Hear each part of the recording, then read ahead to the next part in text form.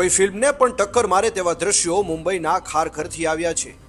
એવી લૂંટ કે થોડીવાર તમને પણ એમ થાય કે કોઈ ફિલ્મનું શૂટિંગ ચાલી રહ્યું છે કે શું. પરંતુ આ કોઈ ફિલ્મનો સીન નથી, પરંતુ અસલી લૂંટ છે.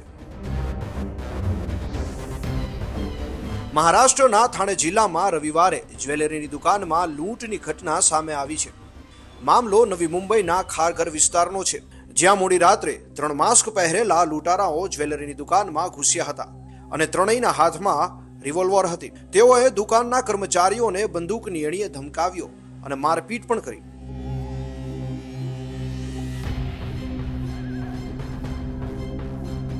જે બાદ બદમાશોએ બંદૂકથી ફાયરિંગ શરૂ કરી દીધું હતું.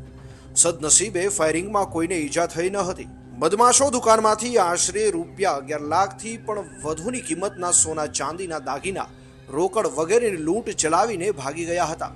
આ તમામ દ્રશ્યો કેમેરામાં કેદ થયા હતા. Bureau report, Mumbai.